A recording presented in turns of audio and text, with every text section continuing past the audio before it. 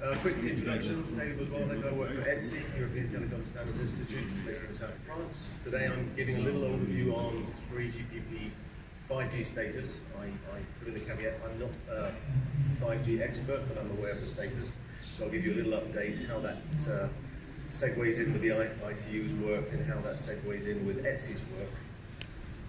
We're going to look a little bit about 3GPP just as a reminder.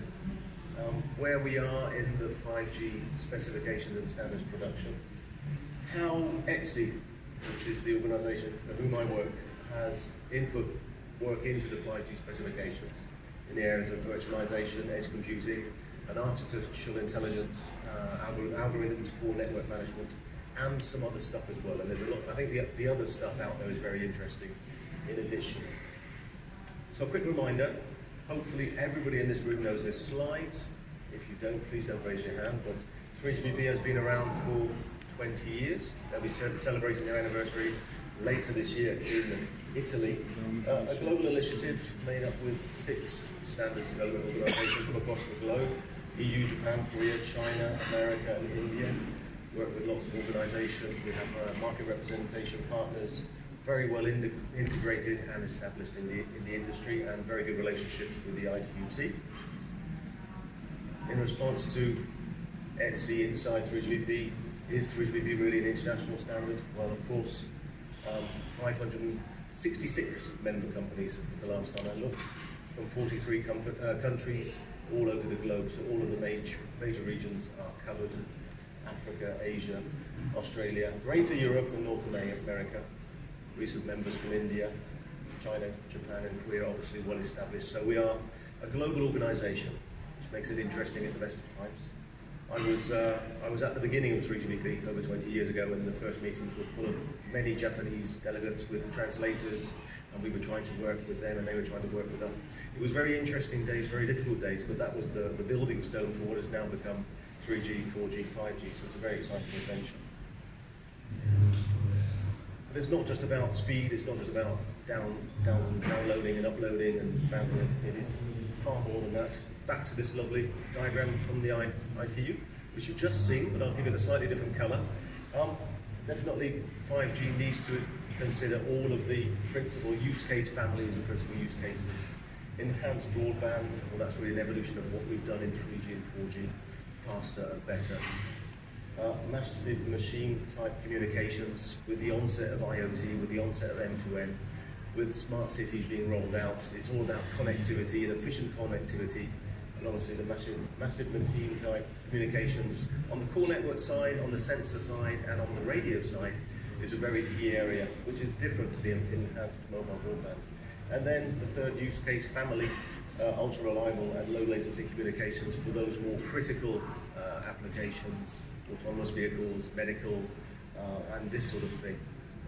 Very, very important family, but not the initial case that was being looked at. So where did 3GPP begin? What did they start with? Well, obviously 5G, release 15, started looking at the evolved mobile broadband. It's important, it's a way to claim space in the market. We're doing 5G, we're getting faster networks. It's a way to get early revenues, it's a way to hit the headlines, so get out there and do the faster mobile broadband. But it's also something that's well understood. The other use cases are a little bit more confusing, a little bit new, and 3G and the members of 3G need to evolve into these new business domains. So let's start with evolved broadband and then move on.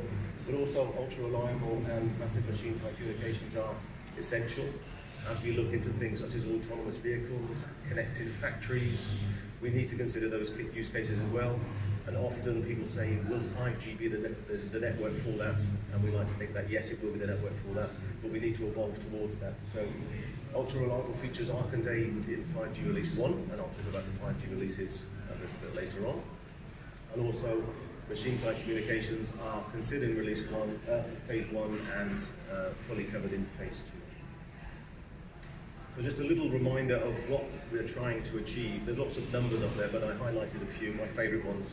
Peak data rate, 20 gigabits, uplink, 10 gigabits, that's a lot of speed. We can almost get there with LTE, but not quite. We need the radio interface, so that's obviously one of the initial axes that was considered. It was literally all about the radio to begin with. And then also things like user plane latency, 4 milliseconds. How close can we get down to pure physics to make those atoms vibrate? Getting down to something lower than 4 milliseconds is not easy, but that's what we're looking at doing. And 1 millisecond for ultra reliable. Some people have said it's not achievable. I would like to see the tests when they come through the lab, and that's the target for sure. 500 kilometers an hour mobility. So today we can go down the M25 at 110 miles an hour. I'm not sure what the speed limit is, but if you want to take a high-speed train, 500 kilometers an hour has to be a target, and even faster possibly in the future. That could be a future evolution. How can we track 5G mobility? And also one which I think is interesting, I don't have the figures here, maybe they've come out recently, is energy efficiency. So if we're deploying more and more networks, more and more equipment, more and more small cells, all of that equipment needs to be powered. And as we're looking at global warming and climate change and energy efficiency, we need to make sure that the network that we are designing, building and installing isn't massively energy hungry. We need to make sure that it's energy efficient. So there are desired figures of how we can design a 5G network which will be energy efficient. And that's a very big challenge. So where did it all begin? We're here today, but this started about 2.5 years ago, September in the USA. 550 experts came together and agreed what 5G was all about. Agreed that very important split into phase 1 and phase 2. Phase 1 really looking at the new radio and considering the core, and that obviously to be delivered by this year, and that's where we are today. That's what's happening in San Diego this week. And also the phase 2 where we look more into the harmonization between the radio and the 5G core and how that can be moved forward. And then also the agreement that 5G would consider those 3 use cases, broadband, machine-to-machine and ultra-reliable. And also that 5G wouldn't just be a network for the operators and for the customers with their smartphones and their telephones. It's all about different use cases. How can we reach out to the automotive industry? How can we reach out to the broadcasting industry, the smart city industry, or smart city cities? As I've been recently working on smart city topics, and one of the questions that's come back from cities is, do we need to wait for 5G? I would suggest the answer is no, but that's often a question. 5G is making such a large buzz that they think we need to wait for 5G connectivity before we can start rolling out sensors and high-speed video feeds. But also, we see that began in September 2015, but a lot of that work had already started in ETSI. NFV was set up in 2013, and many of the big players in 3GPP came over into ETSI where they felt they were in a safe playground, and they started looking at virtualization. How can it be developed? How could it be applied to multiple use cases? And now obviously the fruit of that work is how that can be put inside 3GPP and 5G. Also the edge computing, it used to be called only mobile, but now it's multi-access. How can we take edge computing to the edge of the network and make that latency a realization? That was already happening in ETSI well before the 5G talks were starting in 3GPP. So we do like to, now I have my ETSI hat on, we do like to ensure that the innovation, where possible, is encouraged and housed inside ETSI. We recently set up 2 groups, NSM and ENI, and I'll briefly talk about that later on. How to use machine learning and AI to ensure the network is running optimally. The network 5G is becoming very complicated, so you need to have AI in the core network and eventually in the radio network to ensure that things are done in an optimal manner. So this is really the feeder function of ETSI ISGs in relation to 5G. A quick reminder, this is where we were and this is where we are today. Obviously, middle of 2018, 5G phase 1 standalone is being completed. I went back to our booth, so you can visit our booth later on. There's a full list of all the 5G phase 1 specifications that you can have a look at later on and actually get access to. We're moving into the phase 2, and that is planned for the end of the year. And then obviously looking at release 16 rolling out in 2019. So, a quick summary. Completion of 5G phase 1 already completed the new radio part. Completion of the full release 15 is happening this week. And additional deployment scenarios are being delivered in December 2018. This is what we talked about earlier on in the panel session. The content of phase 2 is contained inside 3GPP release 16 is agreed. Studies are well underway. In fact, that's completely well underway. And the content will be defined by the end of this year, with a completion for the full release 16 planned for the end of December 2019.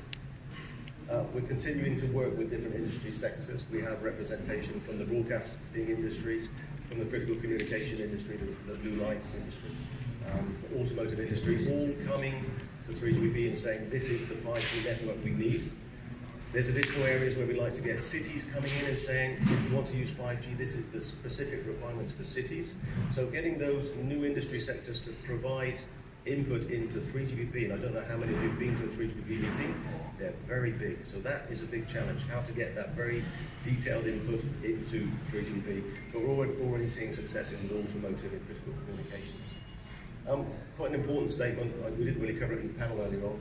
Release 16 will be the beginning of 5G, Release 15 and Release 16, but not the end. I don't think we need to start talking about 5G plus 6G. Let's concentrate on 5G.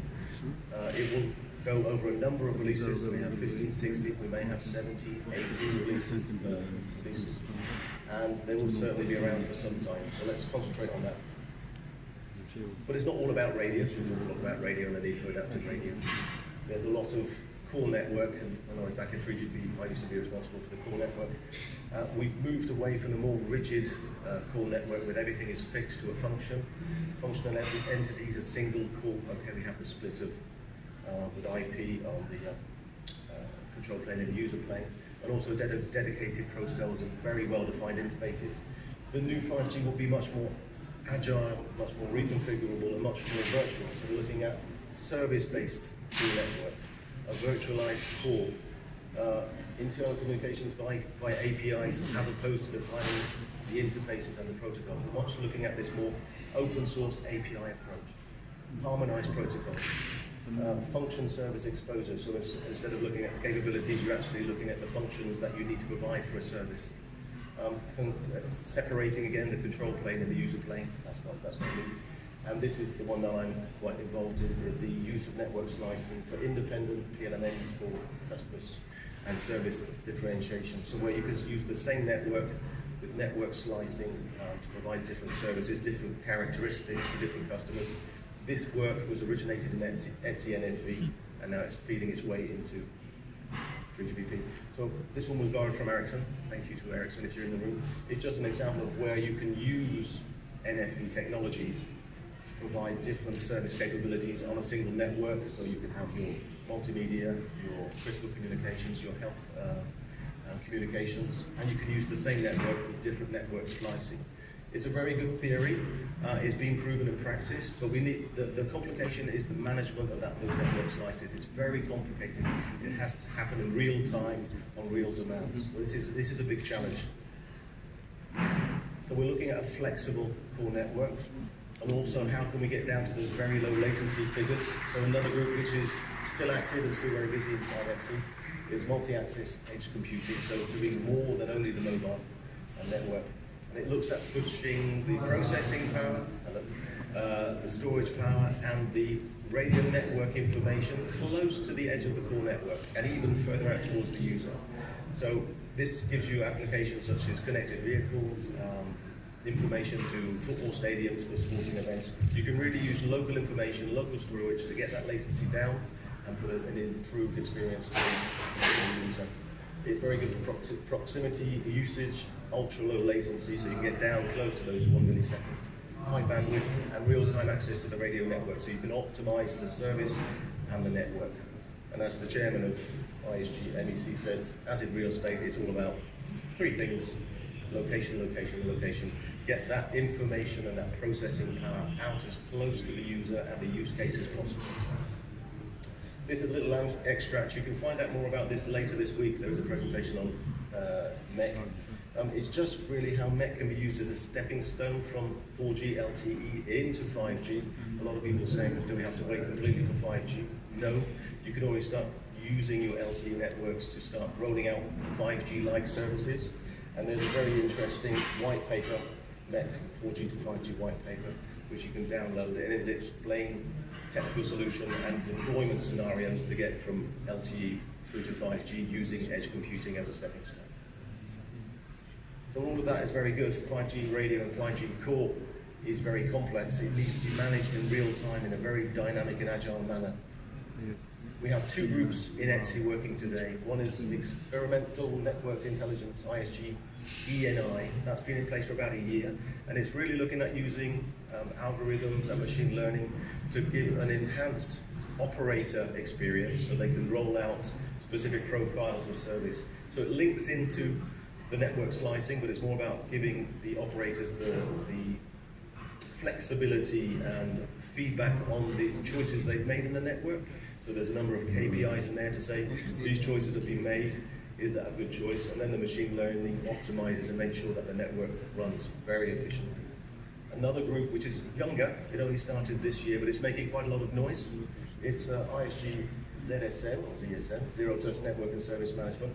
A similar domain to ENI, but slightly different. This is really more lower level, so below the operator, looking at optimizing the running of the network. So really having multiple scenarios. So this really is the way that you can look at managing the network slices which are enabled by NFV. It's really to have a zero-touch network, so you deploy and you walk away. That's a nice image. I've seen the diagrams of machine rooms just sitting there. I'm not sure if it's realizable, but this will be definitely one way. Again, we've seen in NFV, in MEC, and in these groups here, open source. Traditional standards open source, and it's not really the subject of this panel session, but it's something that we're actively addressing. In the domain of zero touch, there's groups such as ONAP, there's OSM. These exist, they have great industry impetus, and these groups are working with them alongside them, making sure that there's no conflict, it's overlap. The members are very similar, the objectives are very similar, so it's each one finding their place and working proactively with those other organizations is very important. Don't know how I did for time. I'll give you a quick summary. So you've heard several times that 3GPP is actively working, and if anybody's been to a 3GPP meeting, you will know what active means. Very long sessions, very busy rooms, lots of body temperature. There's a lot of thought goes on in there. Very, very active, and a large investment from the industry. Release 16 is well underway, and it is coming. Release 5 will be a multi-release, 5G will be a multi-release technology spanning multiple releases over several years, so let's focus on release 5 for the time being. On the other side, ETSI has been involved and in place in bringing innovative technologies inside 3GPP and inside 5G. These are all key enablers to 5G, and really the close cooperation between ETSI groups, 3GPP, open source groups, and all the companies inside is really key to making sure that this happens. So thanks to the innovative companies who are there. A quick pointer. So I just went out to our stand. We have a stand out there which is 656, way down the end by the Russian delegation Y-way. You can pick up one of these. It's got a detailed analysis of what's been said here. The ITU process, the release Series 38 5G specs, all of that's detailed inside here. So if you want more details, come and see me. I'll be at the ETSI booth. If you want more detailed presentations on 3GPP, they will be coming on Thursday. Adrian Screes, who is in the room, will be doing a very detailed presentation on 5G deployment and technologies. Klaus Martini, who's the chair of ZSM, will be doing a very detailed presentation on what is zero-touch network management. Walter Featherstone will be giving an overview of edge computing, and Muriel will be looking at augmented reality. That's one thing I didn't cover in these slides, but how you can move the applications to a different level by putting in place augmented reality solutions. So that's more information to come. Thank you very much. Thank you, Dave. Are there any questions to David? Yeah.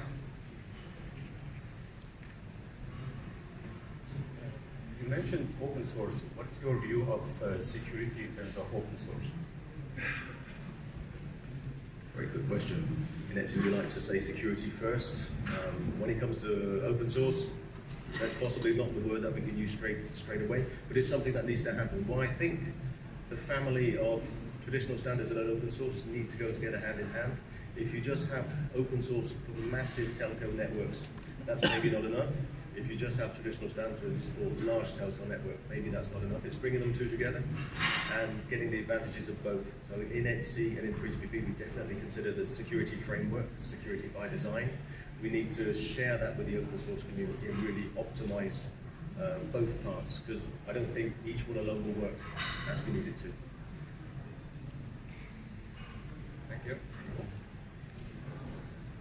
There is one there. Hi. We spoke about the jump from 3 to 4G and then 5G, and then I think you mentioned 6G, or some other people have mentioned it in some other conferences. And then the strength as well. I don't really fully understand a lot of these tech words. But my question is that when I remember in like 2000s, before I'd gone to the smartphone, I just had my Nokia something, and it was just a fiddly bit of a phone. And they were saying, well, these new phones, you just got to keep them off, don't keep them on all the time, the rays and stuff like that, the heat. But now we're on 4G, so I'm just questioning, is there any health impacts of this on the human body? When they've been saying for years that it can go through walls and it can affect us, is there any health impacts on the DNA? Has that actually been looked at? Thank you for that question. It's not really something that ETSI specialises in, but personally and humanly it's something that is of concern to me, because I have children and I have a telephone in my pocket. I know I visited Telecom Italia labs many, many years ago, and they had active testing on the effects of 3G, and with each a change of radio technologies, change of power output, these impacts on human beings change. Unfortunately, I'm not the specialist there, but I think we should all be aware that we're carrying a radio transmitter receiver in our pocket and take the necessary precautions.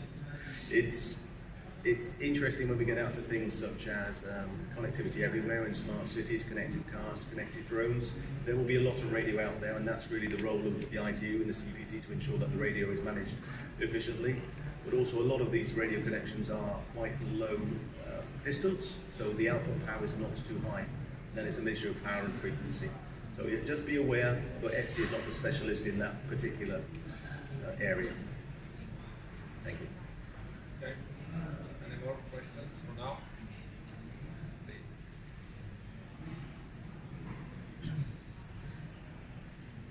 Thank you very much.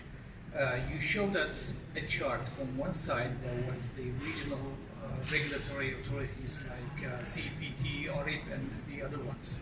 On the other side, the spectrums. I couldn't see 28 gigahertz. Go back.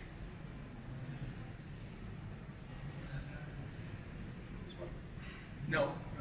It was a table. Okay. There was. Yes. This one? No. It was a table. I think this may have been the presentation before. The table was in the. Yeah. ITU. Those were the organizations like CPT, ORIP, and the other ones. That was ITU. That was an ITU. Yeah. Similar. Okay. Similar, but on the side. So. But you are considering 28 gigahertz as well. The American, Korean, and The plan is that 5G will be a global solution, so all different radio technologies and frequencies will need to coexist. I'm not sure of the latest discussions on frequency usage, but I imagine that it needs to be applicable to all regions, including North America, as we saw. okay. But that's more for the ITU. Yeah. Okay. Thank you. We're still in the group. Okay. I think we have time now to discuss those issues because we have the final session now.